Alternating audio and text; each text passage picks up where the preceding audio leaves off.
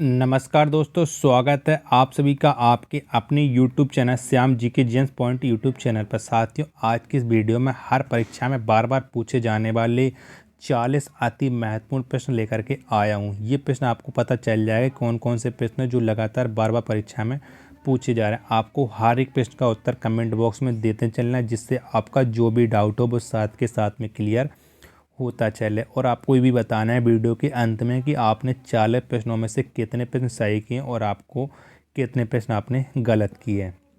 Video पसंद आती है तो वीडियो को आप लाइक कर देना। चैनल को अभी तक आपने सब्सक्राइब नहीं किया तो चैनल को आप ज़रूर सब्सक्राइब कर लीजिएगा। और वीडियो को आपको पूरा देख कर के आपको बताना है कि वीडियो आपको कैसी लगी। तो इन्हीं सब बातों को ध्यान में रखते हुए शुरू करते हैं आज का अपना ये 40 अति महत्वपूर्ण बार बार परीक्षा में छपने वाली फायर प्रश्नों का प्रैक्टिस सेट। तो क्वेश्चन नंबर पहला है आपकी स्क्रीन पर कि बारदोली आंदोलन किसके नेतृत्व में हुआ। तो किसके नेतृत्व में हुआ था बारदोली आंदोलन, ये आपको बताना है। तो बारदोली आंदोलन हुआ था सरदार पटेल के नेतृत्व में। किसके? सरदार पटेल के नेतृत्व में हुआ था बारदोली आंदोलन। ऑप्शन नंबर ए इसका राइट आंसर हो जाएगा। अगला क्वेश्चन है आपके सामने, किस अनुच्छेद के तहत 14 वर्ष से कम उम्र के बच्चों को कारखाने में काम पर नहीं लगाया जा सकता है। तो कौन से अनुच्छेद के तहत 14 वर्ष से कम उम्र के बच्चों को कारखाने में नहीं लगाया जा सकता है? तो ये अनुच्छेद 24 के तहत। किसके? अनुच्छेद 24 के तहत 14 वर्ष से कम उम्र के बच्चों को कारखाने में काम पर नहीं लगाया जा सकता है। ऑप्शन नंबर बी इसका राइट आंसर हो जाएगा। बादलों की दिशा तथा गति मापने वाला यंत्र क्या कहलाता है? तो क्या कहलाता है बादलों की दिशा तथा गति मापने वाला यंत्र? तो ये कहलाता है नेफोमीटर। क्या? ये नेफोमीटर कहलाता है। ऑप्शन नंबर डी इसका राइट आंसर हो जाएगा।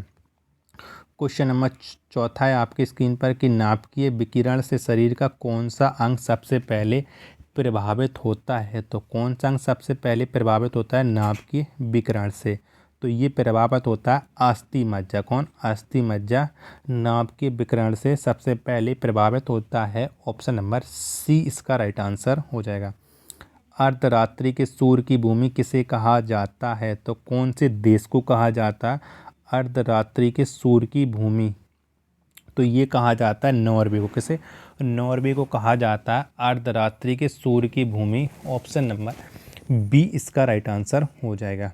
क्वेश्चन नंबर 6 में आपके सामने की सेल्युलर फोन सेवा की शुरुआत सर्वप्रथम किस देश में हुई? तो कौन से देश में हुई थी सेल्युलर फोन सेवा की शुरुआत? तो ये हुई थी चीन में। कहाँ?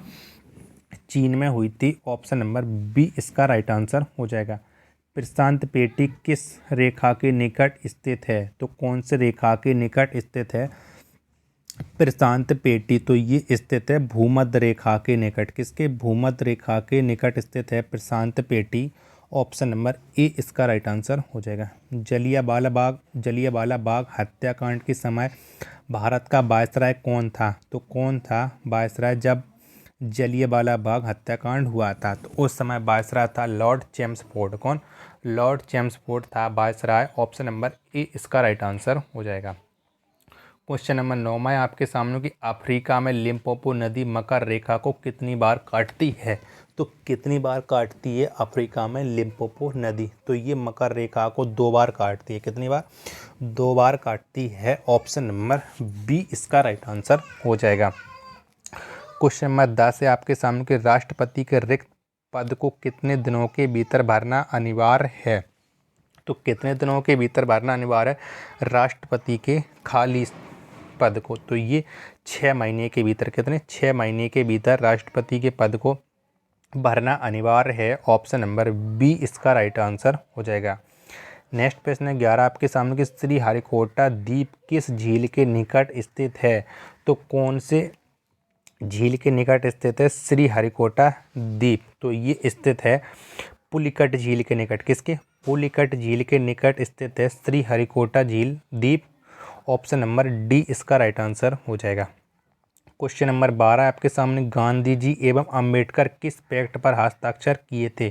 तो कौन से पैक्ट पर हस्ताक्षर किए थे गांधी जी और अंबेडकर ने? तो ये किए थे पूना पैक्ट पर। किस पर? पूना पैक्ट पर गांधी जी एवं अम्बेडकर ने हस्ताक्षर किए थे? ऑप्शन नंबर ए इसका राइट आंसर हो जाएगा। गदर आंदोलन की स्थापना किसने की? तो किसने की थी गदर आंदोलन की स्थापना?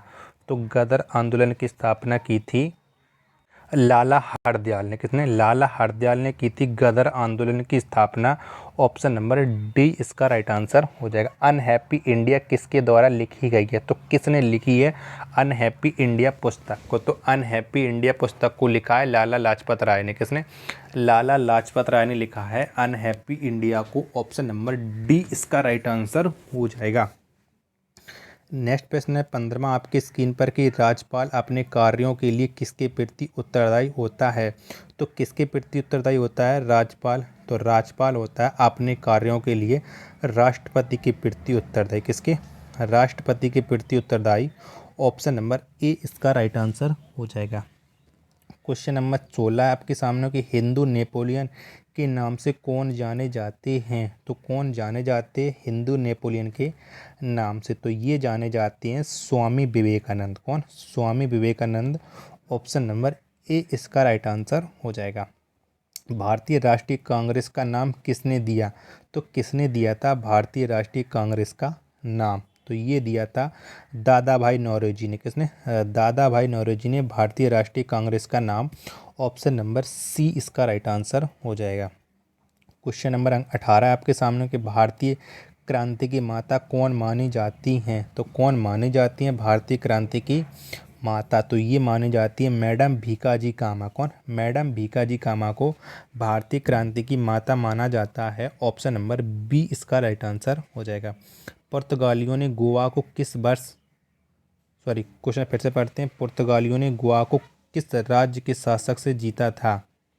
तो कौन से राज्य के शासक से पुर्तगालियों ने गोवा को जीता था? तो ये जीता था बीजापुर के शासक से। किससे? बीजापुर के शासक से। ऑप्शन नंबर ए इसका राइट आंसर हो जाएगा। अगला क्वेश्चन है आपके सामने कि भारतीय राष्ट्रीय कांग्रेस के प्रथम यूरोपीय अध्यक्ष कौन थे? तो कौन थे भारतीय राष्ट्रीय कांग्रेस के प्रथम यूरोपीय अध्यक्ष? तो ये थे जॉर्ज यूले। कौन? जॉर्ज यूले ये भारतीय राष्ट्रीय कांग्रेस के प्रथम यूरोपीय अध्यक्ष थे। ऑप्शन नंबर डी इसका राइट आंसर हो जाएगा। सूरत अधिवेशन का नेतृत्व किसने किया था? तो किसने किया था सूरत अधिवेशन का नेतृत्व? ये आपको बताना है। तो ये किया था डॉक्टर रास बिहारी घोष ने। किसने? डॉक्टर रास बिहारी घोष ने सूरत अधिवेशन का नेतृत्व। ऑप्शन नंबर डी इसका राइट आंसर हो जाएगा। अगला प्रश्न है आपके सामने 22वां कि अकबर ने जजिया कर को कब समाप्त किया? तो अकबर के द्वारा जजिया कर को कब समाप्त किया गया था? तो ये किया गया था 1564 ईस्वी में। कब? 1564 ईस्वी में। ऑप्शन नंबर डी इसका राइट आंसर हो जाएगा। क्वेश्चन नंबर 23 है आपके सामने कि भारत में पुर्तगाली बस्तियों का पहला गवर्नर कौन था? तो कौन था भारत में पुर्तगाली बस्तियों का पहला गवर्नर? तो ये था फ्रांसिस्को अल्मीडा। कौन? फ्रांसिस्को अल्मीडा ये पुर्तगाली बस्तियों का पहला गवर्नर था। ऑप्शन नंबर ए इसका राइट आंसर हो जाएगा। क्वेश्चन नंबर 24 से आपके सामने कि रूस की क्रांति के समय रूस का जार कौन था? तो कौन था रूस की क्रांति के समय रूस का जार? तो उस समय जार था निकोलस द्वितीय। कौन? निकोलस द्वितीय था रूस की क्रांति के समय रूस का जार। ऑप्शन नंबर सी इसका राइट आंसर हो जाएगा। क्वेश्चन नंबर 25 से आपके सामने कि लीग ऑफ नेशन का वैधानिक रूप से जन्म कब हुआ? तो कब हुआ था लीग ऑफ नेशन का वैधानिक रूप से जन्म? तो ये हुआ था 10 जनवरी 1920 में। कब? 10 जनवरी 1920 में। ऑप्शन नंबर बी इसका राइट आंसर हो जाएगा। श्वेत कोयला किसे कहा जाता है? तो किसको कहा जाता है श्वेत कोयला? ये आपको बताना है। तो श्वेत कोयला कहा जाता है यूरेनियम को। किसे? यूरेनियम को श्वेत कोयला कहा जाता है। ऑप्शन नंबर ए इसका राइट आंसर हो जाएगा। भारतीय सर्वेक्षण विभाग कहाँ पर स्थित है? तो कहाँ पर स्थित है भारतीय सर्वेक्षण विभाग? तो ये स्थित है उत्तराखंड की राजधानी देहरादून में। कहाँ? उत्तराखंड की राजधानी देहरादून में स्थित है भारतीय सर्वेक्षण विभाग। ऑप्शन नंबर सी इसका राइट आंसर हो जाएगा। पृथ्वी दिवस कब मनाया जाता है? तो कब मनाया जाता है पृथ्वी दिवस? तो पृथ्वी दिवस मनाया जाता है 22 अप्रैल को। कब? 22 अप्रैल को पृथ्वी दिवस ऑप्शन नंबर डी इसका राइट आंसर हो जाएगा। सोडियम को किस में रखा जाता है? तो किस में रखा जाता है सोडियम को, ये आपको बताना है। तो सोडियम को रखा जाता है मिट्टी के तेल में। किस में? मिट्टी के तेल में सोडियम को रखा जाता है। ऑप्शन नंबर सी इसका राइट आंसर हो जाएगा। अगला प्रश्न है आपके सामने कि हाइड्रोजन का आइसोटोप क्या है? तो क्या है हाइड्रोजन का आइसोटोप, ये आपको बताना है। तो हाइड्रोजन का आइसोटोप है ड्यूटेरियम। कौन? ड्यूटेरियम, ये हाइड्रोजन का आइसोटोप है। ऑप्शन नंबर ए इसका राइट आंसर हो जाएगा। क्वेश्चन नंबर अगला आपके सामने, किस धातु का संरक्षण नहीं होता है? तो कौन सी धातु का संरक्षण नहीं होता है? तो सोना का। किसका? सोना का संरक्षण नहीं होता है। ऑप्शन नंबर बी इसका राइट आंसर हो जाएगा। अमीबा कितना कोशिकीय जीव है? तो कितने कोशिकीय जीव है अमीबा, ये आपको बताना है। तो अमीबा है, ये है एक कोशिकीय जीव। कितना? अमीबा एक कोशिकीय जीव है। ऑप्शन नंबर ए इसका राइट आंसर हो जाएगा।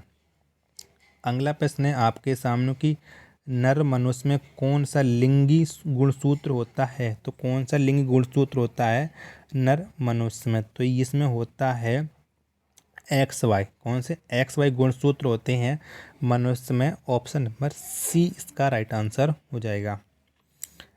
अफीम में कौन सा तत्व पाया जाता है? तो कौन सा तत्व है जो अफीम में पाया जाता है? तो अफीम में पाया जाता है निकोटीन। कौन? निकोटीन, ये अफीम में पाया जाता है। ऑप्शन नंबर बी इसका राइट आंसर हो जाएगा। क्वेश्चन नंबर 35 है आपके सामने कि उत्तरी अमेरिका के मूल निवासी कौन हैं? तो कौन है उत्तरी अमेरिका के मूल निवासी? तो ये हैं इंडियन, रेड इंडियन और एस्किमो। ये उत्तरी अमेरिका के मूल निवासी हैं, यानी ऑप्शन नंबर डी इसका राइट आंसर हो जाएगा।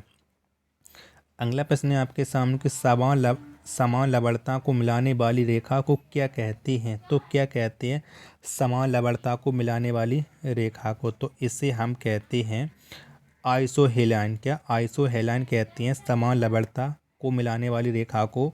ऑप्शन नंबर ए इसका राइट आंसर हो जाएगा। क्वेश्चन नंबर 37 से आपके सामने कि भारत के बीचों बीच से कौन सी रेखा गुजरती है? तो कौन सी रेखा गुजरती है भारत के बीचों बीच? तो ये गुजरती है कर्क रेखा। कौन? कर्क रेखा गुजरती है भारत के बीचों बीच। ऑप्शन नंबर सी इसका राइट आंसर हो जाएगा। अगला प्रश्न है आपके सामने कि संविधान सभा के किस भाग में राज्यसभा का वर्णन है? तो कौन से भाग में राज्यसभा का वर्णन है? तो संविधान के भाग 17वें में। किसमें? 17वां में संविधान सभा का वर्णन है। ऑप्शन नंबर बी इसका राइट आंसर हो जाएगा। क्वेश्चन नंबर 39 से आपके सामने कि संविधान के किस भाग में संघ का वर्णन है? तो कौन से भाग में है संघ का वर्णन? तो ये संविधान के भाग 5 में। किसमें?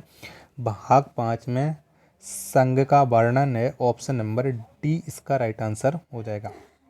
क्वेश्चन नंबर 40 और लास्ट क्वेश्चन है आज की वीडियो का कि अस्थायी चुंबक किस लोहे का बना होता है? तो किस लोहे का बना होता है अस्थायी चुंबक? तो अस्थायी चुंबक ये बना होता है मृदु लोहे का। किसका? मृदु लोहे का बना होता है अस्थायी चुंबक। ऑप्शन नंबर सी इसका राइट आंसर हो जाएगा। तो आप बताइए कि आपने हमारे इस वीडियो में 40 में से कितने प्रश्न सही किए और कितने गलत किए, और वीडियो आपको कैसी लगी। वीडियो पसंद आई हो तो वीडियो को आप लाइक कर दीजिएगा। चैनल को अभी तक आपने सब्सक्राइब नहीं किया तो चैनल को आप ज़रूर सब्सक्राइब कर लीजिएगा। इसी तरह के क्वेश्चन देखने के लिए आज ही Shyam GK GS point YouTube channel को ज़रूर सब्सक्राइब कर लीजिएगा। मिलते हैं अपन नेक्स्ट वीडियो में, तब तक के लिए धन्यवाद। जय हिंद मेरे प्यारे साथियों।